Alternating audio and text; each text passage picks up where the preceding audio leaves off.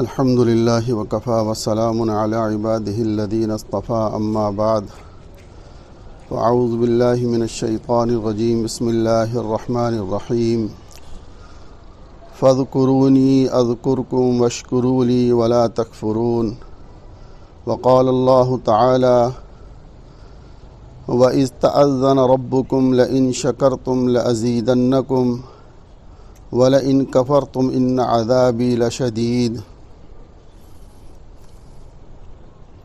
صدق اللہ العظیم یا رب صلی وسلم دائما ابدا علی حبیبک خیر الخلق کلہم هو الحبیب الذی ترجى شفاعته لكل حول من الاحوال مقتحم.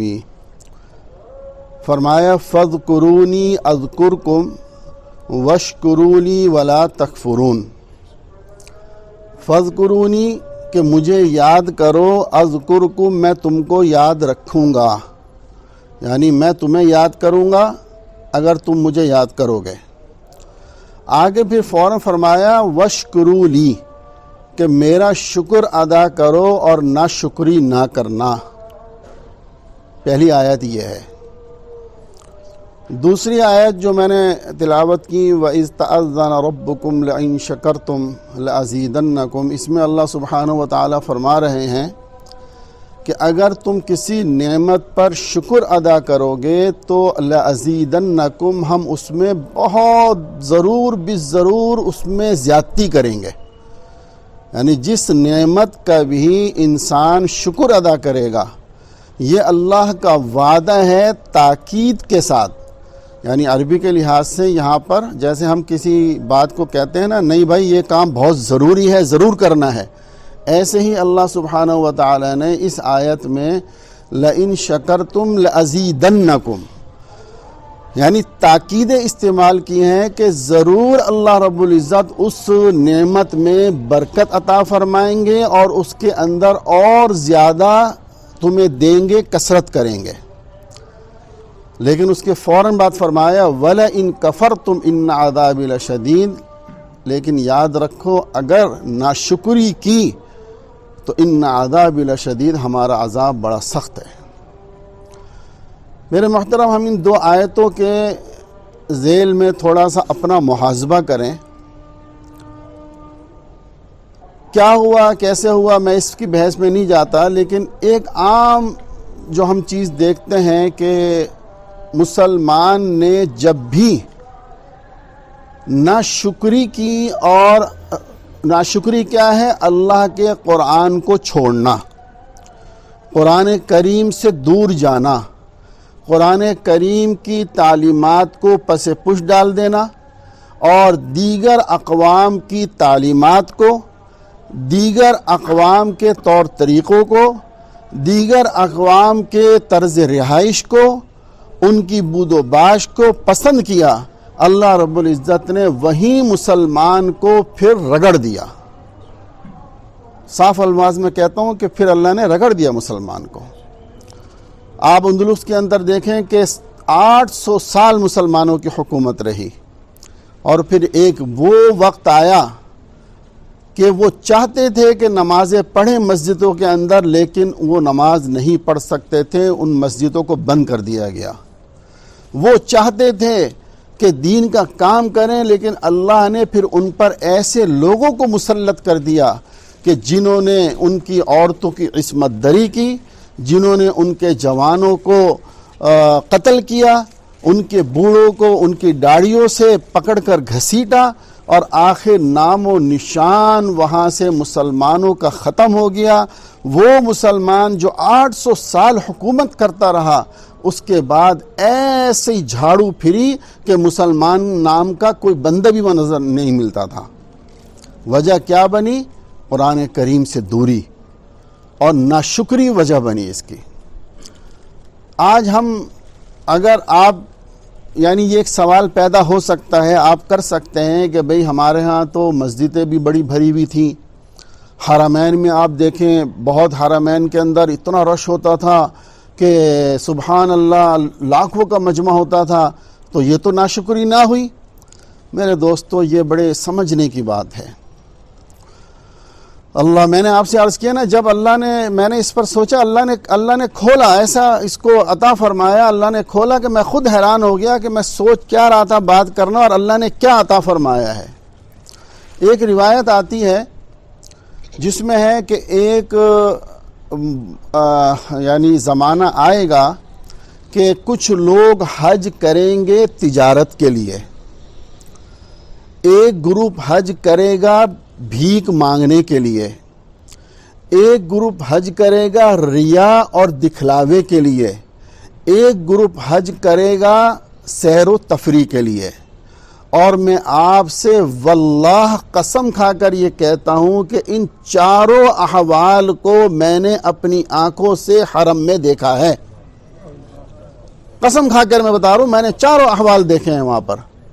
میں نے ان لوگوں کو بھی دیکھا جو یہاں سے تجارت کی غرض سے جاتے ہیں اور دعا کرواتے ہیں کہ حضرت دعا فرمائیے گا، مال لے کر جا رہا ہوں، میرا مال نکل جائے۔ یہ میں سنی سنائی بات آپ سے نہیں کر رہا، یہ میں اپنی ذاتی مشاہدے کی بات کر رہا ہوں۔ میں نے ان لوگوں کو دیکھا جو پاکستان کا اندرون سندھ، اندرون پنجاب اور کراچی کے بعض علاقوں کے لوگ جو وہاں جاتے ہیں بھیک مانگنے کے لیے باقاعدہ ٹھیکے کے اوپر، جن کا طے ہوتا ہے کہ آپ کو وہاں مانگو گے، آپ کو 50% ملے گا، آپ کو 75 ملے گا، خرچہ ہمارا ہوگا، رہائش ہماری ہوگی، کھانا ہمارا ہوگا۔ میں نے اپنی آنکھوں سے واللہ ان لوگوں کو دیکھا جو وہاں پر تفریح کرنے کے لیے گئے، اور جب ان کے بچے جدہ ایئرپورٹ پہ میں کھڑا ہوا، میرے والدین یہاں سے عمرے کے لیے تشریف لا رہے تھے، بہت پرانی بات ہے، تو میں ان کو لینے کے لیے پہلے سے وہاں موجود تھا، تو میں ایئرپورٹ پہنچا ہوا تھا، تو ایک فیملی نکلی اور سیدھے وہ گئی جولری کی دکان کے اوپر، ایئرپورٹ کے اوپر ہی، کہ بابا مجھے تو یہ سیٹ لینا ہے، مجھے یہ لینا ہے، مجھے یہ لینا ہے۔ یعنی وہ لوگ جن کے اوپر 9/11 کے بعد باہر جانا ذرا مشکل ہو گیا تھا سیر و تفریح کے لیے، انہوں نے حج اور عمرے کو سیر و تفریح بنا لیا۔ سمجھے دوستو، یہ ہے ناشکری، یہ عذاب ایسے نہیں آیا ہے۔ اور باقی یہ تو بہت عام ہے کہ ہر سال حج عمرے کے لیے جا رہے ہیں، دسترخوان لگا رہے ہیں اور پیچھے سودی کاروبار بھی چل رہا ہے جی، گناہوں کے اندر، کبائر گناہ کے اندر بھی ملوث ہیں، لوگوں کا مال بھی کھا رہے ہیں، وراثت کا حق بھی کھایا ہوا ہے، یعنی گناہوں پر اللہ کی کھلی نافرمانیوں کے اندر مبتلا ہیں۔ لیکن کیا ہے کہ جی حرم کے اندر ہمارا دسترخوان لگتا ہے، 20 سال سے جی ہمارا الحمدللہ اتنا بڑا دسترخوان لگ رہا ہے۔ نعوذ باللہ یہ سمجھتے ہیں کہ اللہ رب العزت کو جو ہے وہ رشوت دے کے اور سارے گناہوں کو معاف کرا لیں گے۔ میرے دوستو، یہ وہ عذابات ہیں، یہ وہ ناشکریاں ہیں آج جن کا وبال ہم بھگت رہے ہیں۔ یہ تو مکہ مکرمہ کی بات ہو گئی، مدینۃ النبی صلی اللہ علیہ وسلم میں آپ چلے جائیں، جہاں اللہ رب العزت نے یہ حکم فرمایا، پوری قرآن میں سورت نازل فرما دی، یا ایہا الذین آمنوا لا ترفعوا اصواتکم فوق صوت النبی، کہ اے ایمان والو یاد رکھو جب تم مدینے پہنچ گئے، مسجد نبوی صلی اللہ علیہ وسلم میں داخل ہو گئے، تو یہ سمجھ لو کہ تم نبی علیہ السلام کے نظر احاطہ میں آ گئے ہو۔ تم یہ مت سمجھو، یہ سمجھو کہ جس طرح اللہ کے نبی کی زندگی میں تم آتے، ایسے ہی آج تم آئے ہو، اللہ کے نبی موجود ہیں وہاں پر، حیات ہیں اپنی قبر مبارک میں۔ یہ مت سمجھنا، اور جو اس وقت آداب تھے کہ تمہاری آواز بلند نہیں ہونی چاہیے، تمہارے چلنے میں بے ادبی نہیں آنی چاہیے، تمہاری بات کرنے میں بے ادبی نہیں آنی چاہیے، یہ تمہارا وہی حال تمہارا آج بھی ہونا چاہیے۔ یہ احکامات جو اللہ کے نبی کی زندگی کے احکامات ہیں، آج بھی وہی احکامات ہیں وہاں پر، لیکن ہم نے کیا کیا؟ اللہ میرے دوستو، دل دکھتا ہے، دل۔ آپ باب السلام سے داخل ہوں، ہمارے بزرگ فرماتے تھے کہ بیٹا اس انداز میں داخل ہونا کہ تمہاری نظر نیچی ہو، جسم تمہارا کانپ رہا ہو کہ کس دربار میں حاضری کے لیے میں جا رہا ہوں، کہیں میرے سے کوئی بے ادبی نہ ہو جائے۔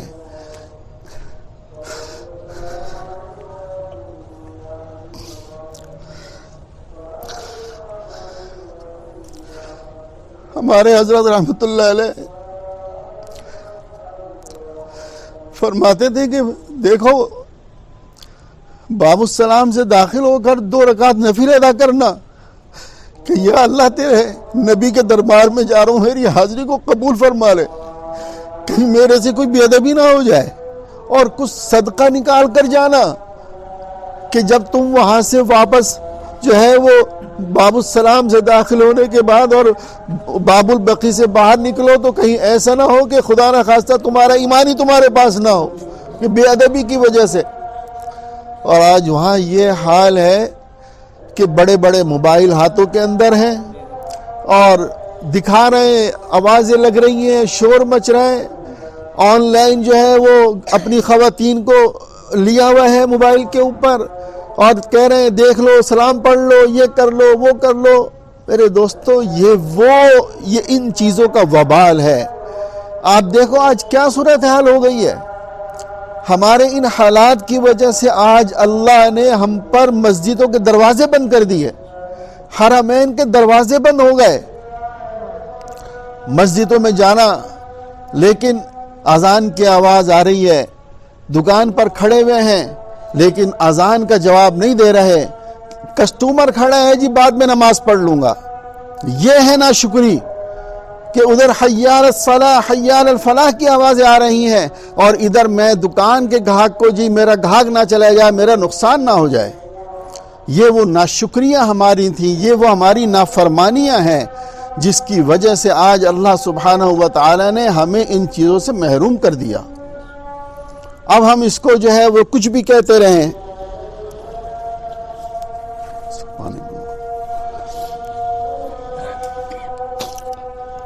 اب کوئی اس کو جو ہے وہ کسی کی سازش کہہ رہا ہے، کوئی کسی کی سازش کہہ رہا ہے۔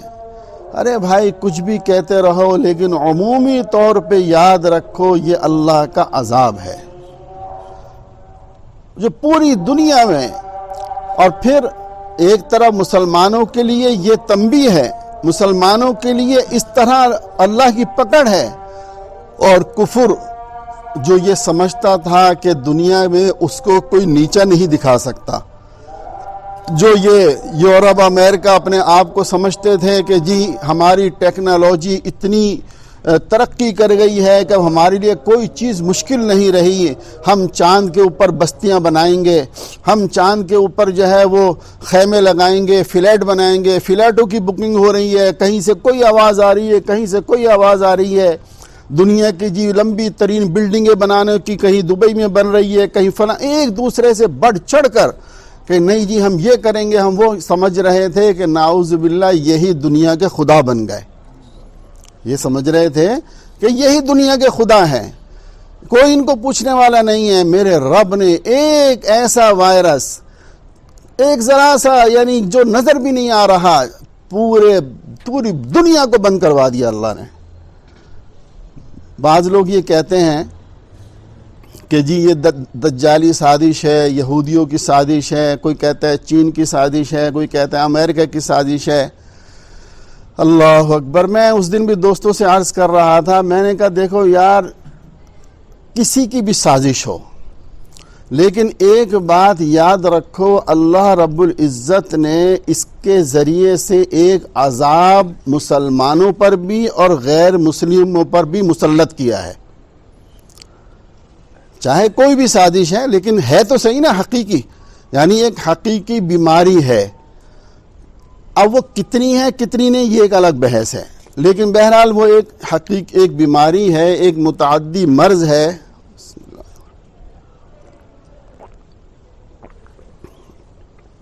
ایک متعدی مرض ہے اور اس کے حالات سب کے سامنے آ رہے ہیں۔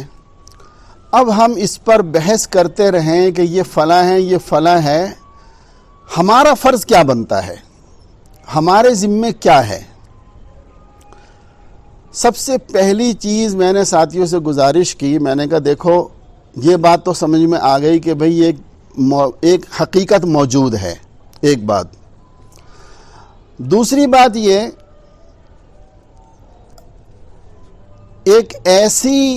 ایک ایسا عذاب اور ایک ایسی بیماری ہے جس میں سب سے پہلی چیز کیا ہے؟ اللہ سے رجوع کرنا۔ یعنی دنیا میں اس کی کوئی دوا نہیں ہے، دنیا کے اندر اس کی کوئی ویکسین نہیں ہے، تو اب بتاؤ کہ سوائے رب کی طرف رجوع کرنے کے کوئی اور حل ہے اس کا؟ کوئی حل نہیں ہے۔ تو سب سے پہلا کیا؟ اللہ سے رجوع کرنا کہ یا اللہ اپنی رحمت اپنے فضل سے ہمارے گناہوں کو معاف فرما دے اور اس بیماری سے ہمیں نجات عطا فرما دے۔ تیسری چیز یہ ہے کہ احتیاطی تدابیر۔ دیکھو سنت سے ہمیں ہر چیز کی تعلیم ملتی ہے الحمدللہ۔ اسلام ہمارا اتنا کامل اور مکمل مذہب ہے دوستو کہ کوئی گوشہ ایسا نہیں جس میں اندھیرا موجود ہو، کوئی سوال ایسا نہیں جس کا جواب نہ ہو۔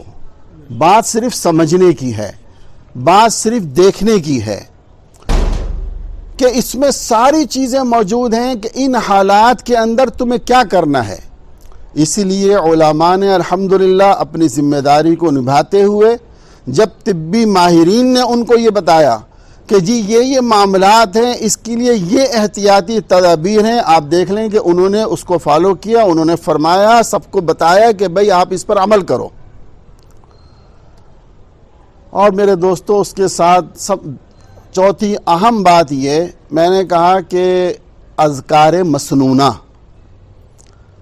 جو اللہ کے نبی علیہ الصلوۃ نے مسنون سنت ذکر بتائے ہیں نا، فجر مغرب کے بعد کی دعائیں ہیں۔ مثال کے طور پہ 3 قل هو اللہ احد، قل اعوذ برب الفلق، قل اعوذ برب الناس۔ ان تینوں قل کے بارے میں حدیث میں آتا ہے کہ جس نے اس کو صبح میں 3 مرتبہ پڑھ لیا اور جس نے اس کو مغرب کے بعد 3 مرتبہ پڑھ لیا تو تکفیک کل شیء، ہر چیز سے اس کی کفایت ہوگی انشاءاللہ، ہر چیز سے کفایت ہوگی۔ اس سے بڑھ کر اور کیا چاہیے؟ یعنی واضح الفاظ ہیں کہ ہر چیز سے اس کی کفایت ہوگی جو اس کا 3 مرتبہ صبح یعنی فجر اور مغرب کے بعد اس کا ورد کر لے، اس کو اپنا معمول بنا لے۔ اسی طرح اعوذ بکلمات اللہ التامات من شر ما خلق، بہت مشہور دعا ہے، بسم اللہ الذی لا یضر مع اسمہ شیء فی الارض ولا فی السماء وہو السمیع العلیم۔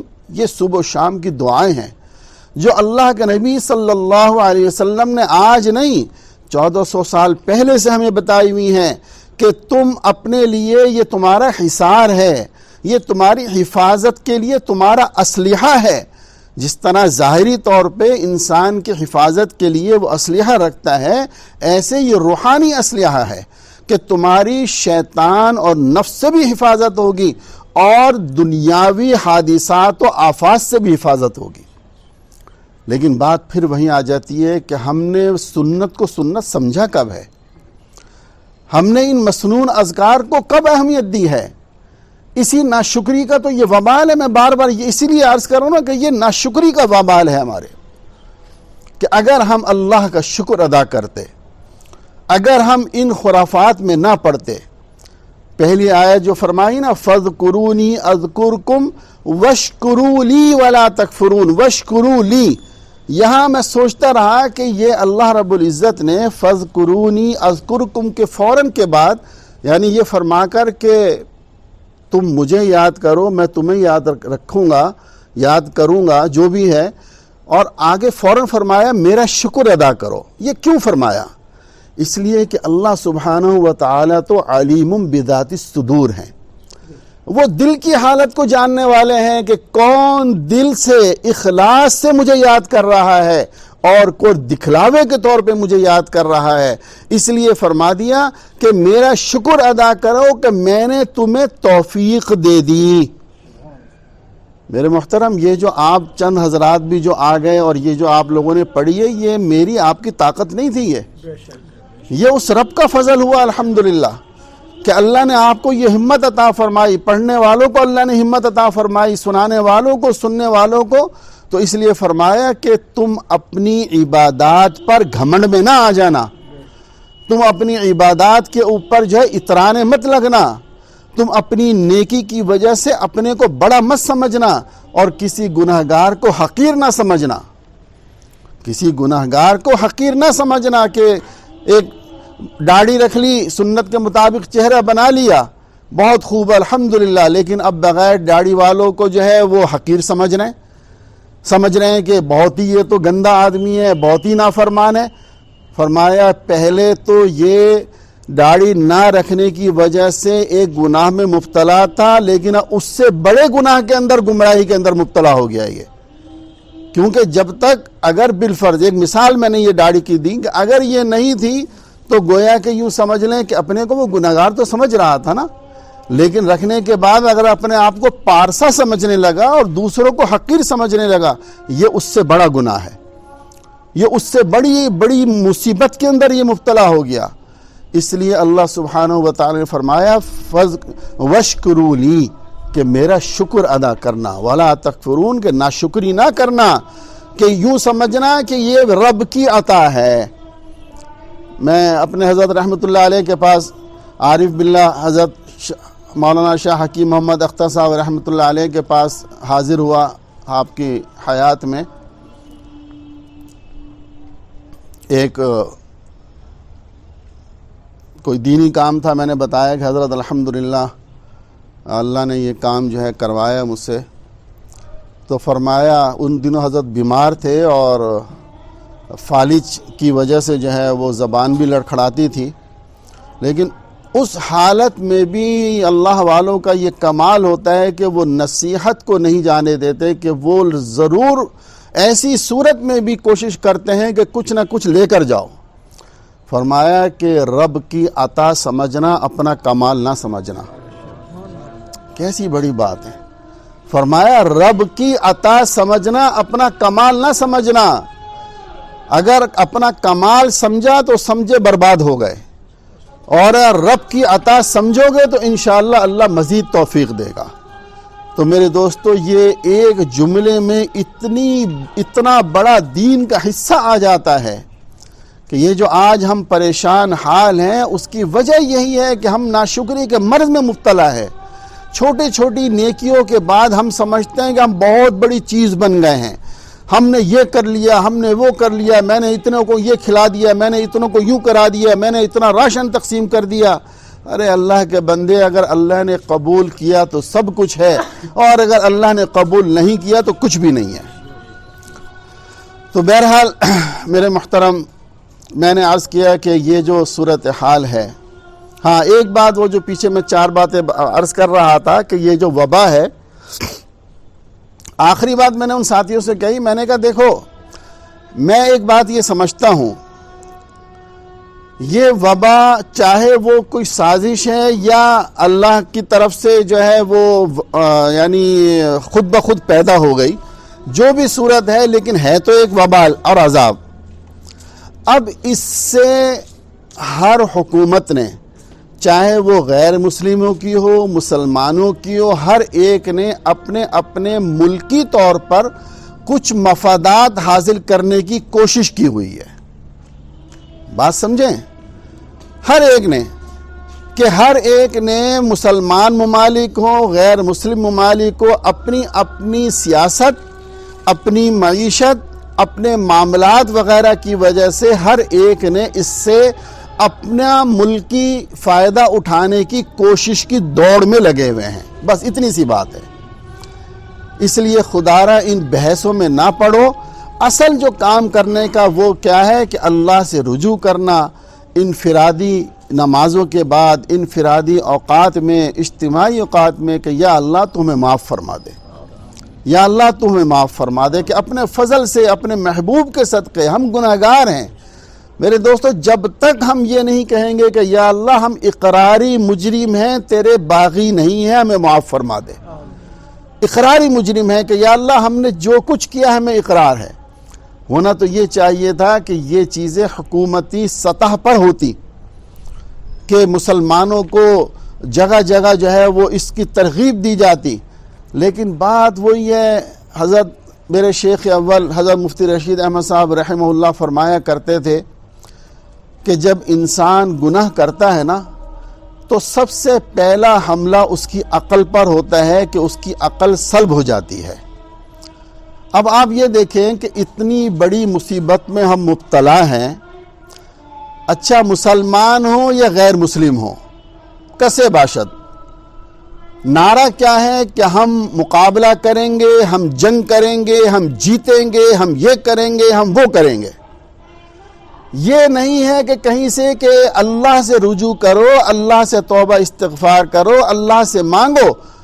بھائی آخر عیسائی ہیں تو وہ بھی تو اللہ کو مانتے ہیں نا، یہودی وہ بھی اللہ کو مانتے ہیں، دوسرے اور بھی مذاہب ہیں. یعنی کہیں سے بھی یہ آواز سننے کو نہیں آ رہی کہ یہ جو ہے اللہ کی طرف سے ہے اور اللہ سے مانگا جائے کہ اللہ اس سے نجات عطا فرمائے، بلکہ ہر طرف سے یہ، اور ہمارے ہاں بھی یہی چل رہا ہے کہ جی جو ہے نا اس سے ہم مقابلہ کریں گے، اس سے جیتیں گے، اس سے جنگ کریں گے. اگر کوئی ٹھیک ہو جاتا ہے تو اس کی تصویریں آتی ہیں کہ یہ لڑ کر اس نے کرونا کو شکست دے دی. سبحان اللہ، عجیب، لا حول ولا قوت الا باللہ، کہ رب کون ہے، کیا ہے، ہم نے اس کو چھوڑ دیا، اس نے شکست دے دی، اس نے یہ کر دیا. شکست دے سکتے تھے تو پھر ابھی تک کیوں پریشان ہو چاروں طرف؟ کیوں سارے ممالک بند کیے ہوئے ہیں؟ کیوں ہر طرف سے جو ہے آہوزاری ہے؟ کیوں تم اپنے لوگوں کو مرنے سے بچا نہیں پا رہے؟ کیوں اس مرض کو پھیلنے سے بچا نہیں پا رہے؟ معلوم یہ نہیں ہوا کہ طاقت تمہارے پاس نہیں، طاقت والا وہ رب ہے. وَلَذِكْرُ اللَّهِ اکبر، اللہ اکبر، ان اللہ علی کل شیء قدیر. وہ ہر چیز پر قادر ہے، وہ چاہے گا تو ختم ہوگا، وہ چاہے گا تو سب کچھ ہوگا، وہ نہیں چاہے گا تو کچھ بھی نہیں ہوگا. جتنی کوشش کر لیں، جتنے جتن کر لیں، جب تک اس رب کے آگے نہیں گڑ گڑائیں گے میرے دوستو کچھ حاصل نہیں ہوگا. لیکن بات پھر وہیں آ جاتی ہے کہ ہم اس کے مکلف نہیں ہیں کہ دنیا کیا کر رہی ہے، ہم مکلف ہیں اپنی ذات کے، میں کیا کر رہا ہوں. لہٰذا ہم دوسروں پر اعتراض کرنے سے، ہم ان بحثوں میں پڑے رہنے سے بہتر ہے کہ اپنا وقت اللہ کے آگے گڑ گڑائیں، اللہ سے مانگیں. اپنے گھر میں اپنے بیوی بچوں کو بھی یہ ترغیب دیں، اپنے بہن بھائیوں کو بھی یہ ترغیب دیں، اپنے حلقہ احباب کے اندر بھی یہ ترغیب دیں کہ بھئی اللہ سے مانگو، استغفار کرو. اور رمضان کا مہینہ رحمتوں کا مہینہ، جس میں لمحے لمحے مغفرت کے فیصلے اترتے ہیں، لمحے لمحے مغفرت کے فیصلے اترتے ہیں. آخری یعنی رات سے صبح تک رب کی طرف سے ندا ہوتی ہے کوئی مانگنے والا کہ ہم اس کو عطا کریں، ہے کوئی مغفرت چاہنے والا کہ ہم اس کی بخشش کر دیں، ہے کوئی سوال کرنے والا کہ ہم اس کو عطا کریں. اگر اس صورت میں بھی ہم نے اپنا طرز عمل نہیں بدلا، اگر ہم نے اپنا رویہ نہیں بدلا، اگر ہم نے اس رب کے آگے سر جھکا کر اور آہوزاری نہیں کی، تو میرے دوستو پھر کون سا وقت آئے گا؟ پھر کون سا وقت آئے گا جس میں یہ سب کچھ ہوگا؟ اس لیے میرے دوستو دوسرا عشرہ ہے، اور قرآن کریم کے ختم مکمل ہونے کے بعد ختم قرآن جس کو کہا جاتا ہے، اس موقع پر بھی دعائیں قبول ہوتی ہیں. بعض صحابہ رضی اللہ تعالی عنہم سے یہ ثابت ہے کہ جب وہ قرآن کریم ان کا مکمل ہوتا تو اپنے گھر والوں کو جمع فرماتے اور فرماتے کہ آج قرآن کریم جو ہے وہ مکمل ہوا ہے، آؤ مل کر دعا کر لیں. کہ اس لیے کہ دعا کی قبولیت کا موقع ہے یہ، تو اس موقع پر بھی دعا کی جائے، انفرادی بھی دعائیں کی جائیں. بس یہی ہمارے پاس حل ہے، اور کوئی حل نہیں ہے. اس کے علاوہ ہم ادھر ادھر کی باتوں میں پڑے رہیں تو کوئی فائدہ نہیں ہے. اور رمضان کے اندر میرے دوستو ویسے ہی جتنا ہو سکے کم سے کم گفتگو کی جائے، ضرورت کی گفتگو ہو، ضرورت کے معاملات ہوں، یا تو خاموش رہو یا عبادت میں گزارو. اگر عبادت نہیں کر سکتے خاموش رہ کر آرام کر لو، سو جاؤ، یہ بھی عبادت میں لکھا جائے گا. لیکن اللہ نہ کرے اگر روزہ رکھنے کے بعد بھی گناہوں کے اندر مبتلا رہیں، روزہ رکھا ہوا ہے، افطاری کی ہے، تراویح پڑھ کر آئے ہیں، اب سحری تک بیٹھے ہوئے ہیں، کوئی فیس بک پر مصروف ہے، کوئی واٹس ایپ پر مصروف ہے، کوئی فلاں پر، کوئی فلاں پر، کوئی فلاں پر۔ تو آپ مجھ سے زیادہ جانتے ہیں کہ جب آدمی ان چیزوں میں پڑتا ہے تو یہ چیزیں کہاں سے کہاں انسان کو لے جاتی ہیں۔ مر نہیں جائیں گے، کوئی بڑا نقصان نہیں ہو جائے گا اگر یہ اللہ سے عہد کر لے کہ اس رمضان کے اندر موبائل میں ان چیزوں کی طرف جانا ہی نہیں ہے، مجھے ضرورت کی جو موبائل کے کام ہے بس وہی کرنے ہیں، اس کے علاوہ مجھے کچھ اور دیکھنا ہی نہیں ہے۔ تو انشاءاللہ آپ دیکھیں گے کہ رمضان کی روحانیت اللہ پاک عطا فرمائیں گے۔ تو بہرحال میرے دوستو، خلاصہ کیا ہوا؟ فَاذْكُرُونِي أَذْكُرْكُمْ، کہ اللہ کو یاد کرنا ہے اور شکر ادا کرنا ہے۔ ناشکری یہ اللہ کے عذاب کو دعوت دیتی ہے۔ اور پھر یہاں ایک آخری بات اور عرض کر دیتا ہوں، یہ ناشکری آج نیچے سے لے کر اوپر تک، یعنی گھر کے ایک چھوٹے فرد سے لے کر اعلیٰ حکام تک ہر جگہ یہ ناشکری کا مرض پہنچا ہوا ہے۔ ناشکری صرف یہ نہیں ہے کہ بعض لوگوں نے کی ہے، بلکہ آپ دیکھ لو، بچوں میں دیکھ لو، بڑوں میں دیکھ لو، خواتین کے اندر دیکھ لو، اور خواتین کی ناشکری تو بہت مشہور ہے۔ سب کچھ ہوتے ہوئے نہیں ہے کچھ بھی۔ حدیث میں آتا ہے نا کہ عورت کی ناشکری کیا ہے، کہ سب کچھ ہوتے ہوئے جب بھی ذرا سی کوئی گھر میں بات ہو جائے تو کیا کہتی ہے؟ تو نے زندگی میں مجھے دیا ہی کیا ہے؟ حدیث میں باقاعدہ جس کا مفہوم ہے کہ کہتی ہے تو نے مجھے زندگی میں کیا دیا ہے؟ چند ٹھیکرے دیے ہیں یہ برتنوں کے نام پر، چند لیتھڑے دیے ہیں، چند یہ کپڑوں کے ٹکڑے دیے، اور تو نے مجھے کیا دیا؟ حدیث میں آتا ہے جتنا تم عورتوں کے ساتھ کر لو، آخر میں وہ ناشکری عورت یہی کہے گی۔ تو یہ ناشکری کا مرض ہمارے اندر جڑے پکڑ گیا ہے۔ اس لیے دوستو اللہ سے بہت مانگو، یہ ایک خاص دعا مانگا کرو اللہ سے کہ یا اللہ ناشکری کے مرض سے مجھے شفا عطا فرما دے، کہ ناشکری کے مرض سے مجھے شفا عطا فرما دے۔ جب ہم اس طرح اللہ سے مانگیں گے تو انشاءاللہ اللہ سبحانہ و تعالی کی رحمت متوجہ ہوگی اور ہمارے معاملات حل ہوں گے۔ اب دعا کر لیتے ہیں کہ اللہ نے جو اپنے فضل سے اور اپنی رحمت سے یہ توفیق عطا فرمائی قرآن کریم کا یہاں پورا کروانا، اس میں جو کمی بیشی رہ گئی ہے اللہ اس کو اپنے فضل سے معاف فرما دے۔ اور جن بچوں نے یہاں دونوں نے سنایا ہے اللہ ان کی عمر میں، ان کے علم میں اللہ برکتیں عطا فرمائے۔ سبحان اللہ والحمد للہ ولا الہ الا اللہ واللہ اکبر ولا حول ولا قوة الا باللہ العلی العظیم۔ سبحان اللہ بحمدہ سبحان اللہ العظیم۔